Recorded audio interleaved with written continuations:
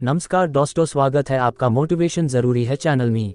दोस्तों, आज हम जानेंगे कि किसी बुरी आदत से कैसे पाए छुटकारा। तो चलिए दोस्तों, वीडियो को स्टार्ट करते हैं। हम अक्सर कुछ आदतों को अच्छी और कुछ को बुरी समझते हैं और अपनी बुरी आदतों से छुटकारे का उपाय सोचते रहते हैं। आज के स्पॉट में गौतम बुद्ध बुरी आदतों से छुटकारे का रास्ता दिखा रहे हैं और बता रहे हैं कि आदत बुरी या अच्छी नहीं होती, आदत अच्छी या बुरी नहीं होती। एक सवाल अक्सर सामने आता है, विशेषकर नया साल शुरू होने पर, कि बुरी आदतों से छुटकारा कैसे पाएं। दरअसल अच्छी आदत या बुरी आदत जैसी कोई चीज नहीं होती, आदतें सारी बुरी होती हैं। अगर आप नहीं जानते कि किसी पल आपको किस चीज की जरूरत है तो इसकी वजह चेतनता की कमी है। आदत का मतलब किसी काम को अचेतन तरीके से करना या उस काम का ऑटोमेटिक तरीके से यानी अपने आप होना है। उदाहरण के लिए दांतों को ब्रश करना भी दो तरीके से हो सकता है। एक तो आप इसे सचेतन रूप से कर सकते हैं, जिसका मतलब है कि आप दांत साफ करने में लगने वाला समय और ब्रश घुमाने की गति भी खुद तय करें, यही होना भी चाहिए। या फिर आप इसे अपनी आदत अनुसार 3 मिनट तक घिस सकते हैं। अगर आप सचेत होंगे तो आप हर दिन उतना ही खाएंगे और सोएंगे जितना शरीर के लिए जरूरी होगा। दरअसल आप हर काम ही जरूरत अनुसार करेंगे, लेकिन फिलहाल आपकी रोजाना की बहुत सारी गतिविधियां आपकी आदतों के अनुसार या फिर किसी डॉक्टरी निर्देश के अनुसार होती हैं। जैसे आपको कब जागना है, कितने बजे सोना जाना है, क्या खाना है और क्या नहीं खाना है।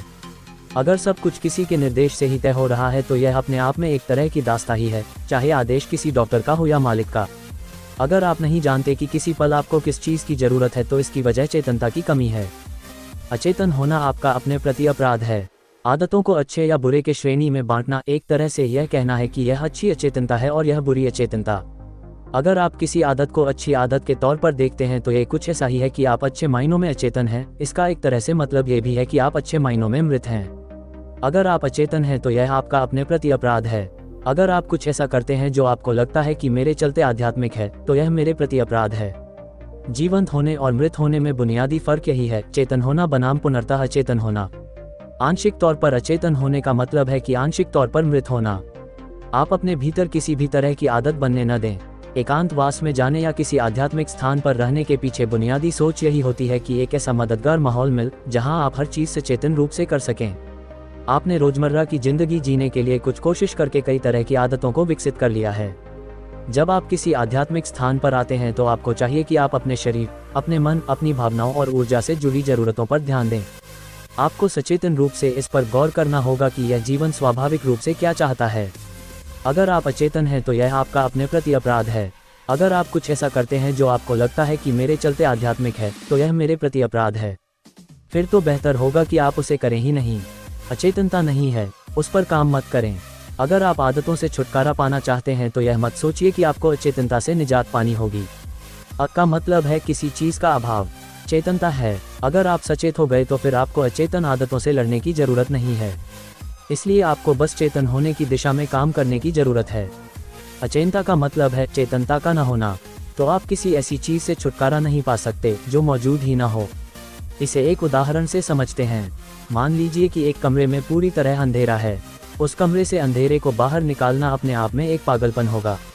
अंधेरे से छुटकारा पाने के लिए आपको बस रोशनी करनी होगी। अंधेरे का अपना कोई अस्तित्व नहीं है, ये दरअसल रोशनी की गैरमौजूदगी है। इसी तरह से अचेतनता का अपना कोई अस्तित्व नहीं होता, ये सिर्फ चेतनता की गैर मौजूदगी है। अगर आप सचेत हो गए तो फिर आपको अचेतन आदतों से लड़ने की जरूरत नहीं है। इसलिए आपको बस चेतन होने की दिशा में काम करने की जरूरत है। चेतन होना ही जीवन का सार है। आपको जीवित होने का एहसास सिर्फ इसीलिए होता है क्योंकि आप थोड़ा बहुत सचेतन हैं। साधना से अचेतनता के चक्र को तोड़ सकते हैं। ज्यादा चेतन होने के लिए आपको अपनी ऊर्जाओं की तीव्रता को बढ़ाना होगा, और यही हम लोग कर रहे हैं। आपके भौतिक शरीर ने एक जड़ता हासिल कर ली है, इसलिए सुबह हठ योग कराया जाता है। जब आप चीजों को आदतन करते हैं तो यह आपको आसान लगता है, लेकिन उसमें न तो जागरूकता होती है और न ही विकास। आपका मन कुछ आदतों के पैटर्न में जकड़ चुका है, इसलिए इन इंजीनियरिंग कार्यक्रम और कुछ खास तरह के ध्यान अभ्यास कराए जाते हैं। इसी तरह से आपकी ऊर्जा ने भी एक खास तरह का पैटर्न बना लिया है, इसीलिए साधना कराई जाती है। इन सब के पीछे सोच यही है कि अचेतनता के चक्र को तोड़कर चेतन बना जाए। जब आप चेतन होने लगते हैं तो कम से कम शुरू में ऐसा लगता है कि आप एक अनजाने इलाके में हैं, जो काफी मुश्किल लगता है। जब आप चीजों को आदतन करते हैं तो यह आपको आसान लगता है, लेकिन उसमें न तो जागरूकता होती है और न ही विकास। जेल के जीवन की कार्यकुशलता। आज से करीब 25 साल पहले जब मैं पहली बार कोयम्बटूर जेल में एक कार्यक्रम आयोजित करने गया तो मैंने गौर किया कि यह एक ऐसी बनावट और दिनचर्या है जिसे बहुत सारे लोग अपने जीवन में पाना चाहते हैं। एक इंसान आराम, सुविधाओं, धन दौलत व दूसरी चीज़ों की कमी के चलते पीड़ित नहीं होता। सबसे ज़्यादा पीड़ा होती है आज़ादी नहीं मिलने से। यह एक ऐसी जगह है जहां कोई हमेशा आपके लिए दरवाजे खोलता व बंद करता है, कोई आपके लिए बत्ती जलाता और बुझाता है, खाना बिल्कुल ठीक समय पर आपके लिए आता है। ज़्यादातर लोग अपने जीवन में यही सब तो चाहते हैं, संगठन, एक सुव्यवस्था और कार्यकुशलता। यहाँ सिर्फ एक ही समस्या है कि ये सब कुछ आप पर जबरदस्ती थोपा गया है, इसलिए लोग कैद में परेशान होते हैं। अगर आप जेल में जाएं तो वहाँ की हवा में ही एक पीड़ा महसूस होती है। इससे कोई फर्क नहीं पड़ा कि मैं किस जेल में कार्यक्रम आयोजित करने गया। मेरे हर दौरे में एक बार भी ऐसा नहीं हुआ कि मैं आंखों में बिना आंसू लिए जेल से लौटा हूँ, क्योंकि जेल के पूरे वातावरण में जितनी पीड़ा होती है वह असहनीय होती है।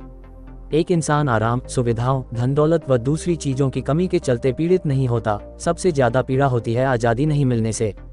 कार्यकुशलता नहीं, आज़ादी चाहता है इंसान। अपने सामान्य जीवन को जीने, रोज काम पर जाने, ट्रैफिक जाम में फंसने व रोजमर्रा की मुश्किलों से जेल का जीवन कहीं आसान होता है। एक कैदी के रूप में आप सरकारी मेहमान होते हैं। ये जीवन खुद के विस्तार की आज़ादी पाने के लिए कोशिश करता है। जब यह आज़ादी किसी से छीन ली जाती है तो फिर पूरी तरह से सुव्यवस्थित जीवन होने के बावजूद उसका चेहरा दुखी होकर लटक जाता है। अगर आप बिना किसी हैरानी के पूरी तरह से सुव्यवस्थित जीवन चाह रहे हैं तो वो जीवन यही है। हर छोटी से छोटी चीज़ अगर आपके तनाव व दबाव का कारण बनती है व आपके संतुलन को बिगाड़ती है तो जेल का जीवन आदर्श है। वहाँ हर चीज़ एक व्यवस्था के तहत होती है और जहाँ हैरानी भरा कुछ नहीं होता। यहाँ तक कि अगले 7 दिनों के भोजन का मेन्यू भी पहले ही लगा दिया जाता है, जिसका सख्ती से पालन होता है।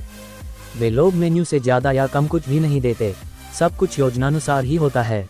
जो लोग एक नियमित, व्यवस्थित व घटनाविहीन जीवन जीना चाहते हैं उनके लिए जेल एक आदर्श जगह है। लेकिन इंसान सबसे ज़्यादा तभी पीड़ित होता है जब उसे आज़ादी नहीं मिलती। आदतों का मतलब ही यही है कि आपने अपने लिए एक छोटी सी जेल बना ली है जिसमें घिरकर आप अंततः पीड़ा ही पाते हैं। हालांकि शुरू में ये कार्यकुशलता की तरह लगता है, कुछ समय बाद यही एक कैद की तरह लगने लगता है।